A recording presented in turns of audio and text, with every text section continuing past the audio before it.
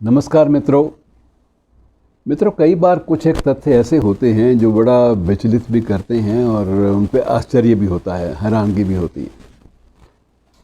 अब पड़ोसी देश की जब भी बात करते हैं तो एक तकलीफ दे रेफरेंस ये आता है कि जिस मुल्क की बुनियाद नफ़रत और हिंसा इन दोनों के ऊपर बनी हो, बुनियाद उस पर टिकी हुई हो, उस मुल्क में सौहार्द की या अन्य चीज़ों की तलाश करना कई बार बेईमानी भी लगता है और कई बार बामानी इसलिए लगता है कि पूरा का पूरा खित्ता, पूरा का पूरा क्षेत्र, पूरा का पूरा पाकिस्तान दरअसल किसी न किसी रूप में हमारी विरासत से जुड़ा हुआ है और उस विरासत से जुड़ा हुआ है जो विरासत बेहद समृद्ध रही है। उसमें हड़प्पा भी है, उसमें मोहनजोदड़ो भी है, उसमें तक्षशिला भी है, उसमें बहुत सारी चीज़ें हैं।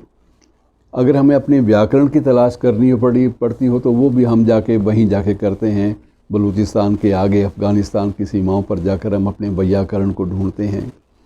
और इस तरह से ज़िंदगी में हमारी ज़िंदगी में बहुत सारे ऐसे प्रसंग हैं जिनकी मूल भूमि वहाँ पर है। अगर हम सिख धर्म की बात करें तो बाबा नानक साहब का जन्म भी वहीं हुआ और वो ज्योति ज्योत भी उसी भूखंड में समाए। और इस तरह से हमारे बहुत सारे नायक अन्य जिनको वो लोग स्वीकार कर लेते हैं, वो भी दरअसल वो भी नायक सारे के सारे वो हमारे अपने नायक हैं। अब अगर हमें महाभारत कालीन बहुत सारे प्रसंग ढूंढने हों, सती का प्रसंग ढूंढना हो, तो भी वहाँ हमें शरण लेनी पड़ती है उसी भूखंड की और वहाँ पर जगह जगह तलाश करने पड़ते हैं अपनी विरासत के हिस्से। लेकिन जो बात हैरान करती है वो ये है कि अब तक इस पड़ोसी मुल्क में कुछ एक बातों को, कुछ एक हकीकतों को आत्मसात किया ही नहीं गया। मसलन वहाँ पर आप हैरान होंगे कि महात्मा गांधी के नाम पर वहाँ कोई स्मृति या कोई प्रतिमा या कोई बुत नहीं है।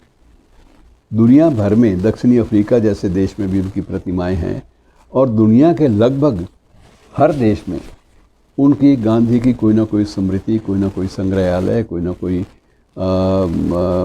प्रतिमा कायम है। कहीं कोई चेयर भी कायम है बहुत सारे यूनिवर्सिटीज़ में, विश्व की यूनिवर्सिटीज़ में। लेकिन पाकिस्तान का आलम ये है जिसके निर्माण में बेशक आरंभिक तौर पर गांधी पक्ष में नहीं थे, लेकिन बाद में गांधी ने उन लोगों के लिए जो कुछ किया और सौहार्द बनाए रखने के लिए, जिन्ना के कंसेप्ट को बनाए रखने के लिए कि दोनों कौमों में सौहार्द की जो ज़मीन है वो ज़रखेज़ रहे, वो सिंचित रहे, वो खुशहाल रहे, इस बात का प्रयास गांधी ने सबसे ज़्यादा भारतीय नेताओं में किया था। लेकिन वहाँ आलम यह है कि वहाँ 31 प्रकाशकों ने अपनी 107 पुस्तकें दी अप्रूवल के लिए और सब पुस्तकों पर बैन लगा दिया गया। मतलब वहाँ ये है कि गांधी की बात करना वो गैर कानूनी है, अवैधानिक है। गांधी पे कोई भी प्रकाशन जो है वो सामने आ जाए तो वो भी एक गुनाह है, उसे भी स्वीकार नहीं किया जाता। किसी भी व्यक्ति के बारे में अंतर्राष्ट्रीय स्तर पर इतनी ज़्यादा नफ़रत या इतनी ज़्यादा हिकारत, इसकी मिसाल आपको दुनिया में कहीं नहीं मिलेगी। अब हमारे यहाँ जिन्ना को अलग अलग प्रसंगों में याद किया गया और बहुत सारे ऐसे प्रसंग भी आए जिनमें हमारे भारतीय नेता जो विशेष रूप से दक्षिणपंथी विचारक माने जाते थे वो विवादों में भी घिर गए। लेकिन उन्होंने जिन्ना के बारे में अपना पक्ष नहीं बदला। अडवाणी साहब ने जिन्ना के बारे में जो वर्णन दे दिया उसके बाद उन्होंने उससे हटना जो है वो ठीक नहीं समझा। स्वतंत्र भारत में जिन्ना की प्रशंसा में कुछ भी कहा जाना, ये बहुत सारे लोगों ने किया। कहा जाना मुश्किल था हालांकि, लेकिन बहुत सारे लोगों ने जोखिम उठाया क्योंकि वो जानते थे कि जिन्ना की अपनी एक भारत के स्वाधीनता संग्राम में अपनी एक देन है, अपना एक स्थान है। लेकिन वहाँ पर ये चीज़ स्वीकार नहीं की गई। इस बात से तकलीफ़ होती है। और मित्रों, विशेष रूप से जब 14 अगस्त की रात को वहाँ उस देश में स्वाधीनता दिवस मनाया जा रहा था, कायदे आज़म झंडा फहरा रहे थे, सलामी ले रहे थे पहली बार, और यहाँ हमारे देश में जवाहरलाल नेहरू उस रात्रि अर्धरात्रि को अपना ऐतिहासिक भाषण द ट्राइस्ट विद डेस्टिनी वो डिलीवर कर रहे थे, वो दे रहे थे, और उसके बाद लाल किले से झंडा अगले दिन फहराया गया। ये दोनों अवसरों पर गांधी कहीं नहीं थे। गांधी कहाँ थे?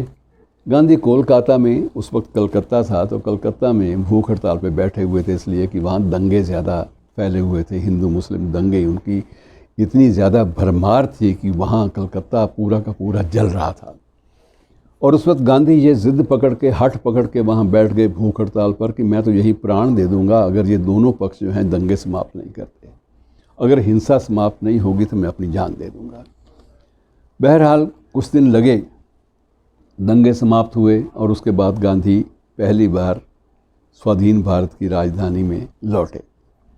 दिल्ली आए तो दिल्ली में स्थिति बड़ी विकट थी। दिल्ली भी उनको शाहदरा स्टेशन पर उतार दिया गया, इसलिए कि अगर वो दिल्ली मुख्य स्टेशन पर उतरेंगे तो वहाँ वो दिल्ली पूरी की पूरी जलती हुई देखेंगे तो उनको बड़ी तकलीफ़ होगी।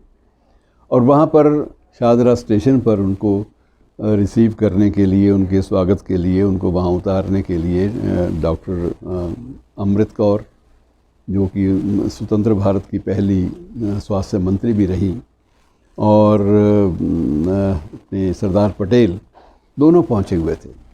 दोनों उनको लेकर वहाँ से निकले तो रास्ते में भी गांधी समझ गए कि मुझे दिल्ली क्यों नहीं उतारा गया, मुझे शाहदरा क्यों उतारा गया। वो समझ गए दिल्ली पूरी की पूरी जल रही थी, हर जगह वही हिंसा गांधी की आंखों के सामने उसका तांडव हो रहा था। गांधी बड़े असहाय भाव से देख रहे थे।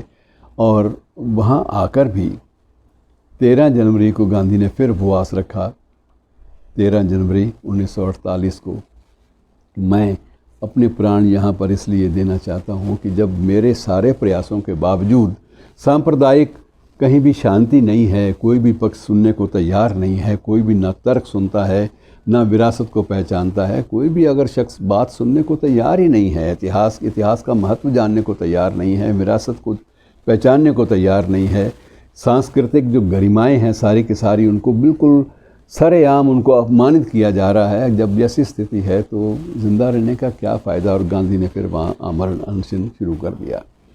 वो हर मामले में इस बात का प्रयास करते रहे कि जैसे भी हो सके मैं इन दोनों देशों के बीच शांति और सौहार्द है उसके स्थापना का प्रयास करूं। लेकिन अब तकलीफ़ ये बात ये होती है कि जब उसी देश ने एक दिन के लिए भी गांधी को सहन नहीं किया, और जब 31 प्रकाशकों की 107 पुस्तकों पर प्रतिबंध लगाया जाए गांधी के बारे में, तो स्वाभाविक है तकलीफ़देह होती है बात कि ये क्या है, ये कैसा मुल्क है जिसमें सिवाय नफ़रत के और कोई भी चीज़ स्वीकार्य नहीं है, सिवाय हिंसा के और कोई चीज़ स्वीकार्य नहीं है। और कई बार आश्चर्य भी होता है, ये भाई मुल्क है, इसमें इकबाल भी हुए, फैज़ भी हुए, मंटो भी हुए, और बहुत सारे दीगर ऐसे कतील शिफाई जैसे और हबीब जालिब जैसे लोग भी हुए जो अपने समय के महान विचारक भी थे और महान लेखक भी थे। लेकिन फिर ये समझ में आती है कि ये सारे के सारे लोग जिस परिवेश में लेखन के प्रति समर्पित हुए वो परिवेश एक साझा परिवेश था, और उस साझेदारी के जो प्रभाव थे उनसे वो कोई भी मुक्त नहीं हो पाए। उन्होंने वही विषय चुने जो विषय दोनों देशों में, दोनों भूखंडों में बराबर के लिए महत्वपूर्ण थे। तो ये कई बार तकलीफ़ होती है कि ऐसा हमारा पड़ोसी वहाँ सोच क्यों नहीं बदली। अब वहाँ के वर्तमान जो अगुआ हैं इमरान खान, वो भली भांति समझते हैं वो उस बात को बखूबी समझते हैं कि वो इतिहास, क्योंकि वो इतिहास के स्टूडेंट हैं, बेसिकली उनका विषय इतिहास रहा है। और वो ये भी जानते हैं कि दिल्ली में जामिया मिलिया जो विश्वविद्यालय है उसके निर्माण में भी महात्मा गांधी की भूमिका ज़्यादा प्रभावी थी। अगर गांधी ने बल ना दिया होता तो शायद जामिया मिलिया विश्वविद्यालय भी वहाँ स्थापित ना हो पाता। जिस व्यक्ति ने उस कौम के लिए, उन लोगों के लिए वहाँ की सभ्यता संस्कृति को अपनी सभ्यता और संस्कृति के साथ मिलाए रखने के लिए इतने प्रयास किए हों, उसके बारे में ये नज़रिया बेहद तकलीफ़देह है। शुक्रिया दोस्तों, आज इतना ही। आप भी सोचिएगा, मैं तो सोचता ही हूँ।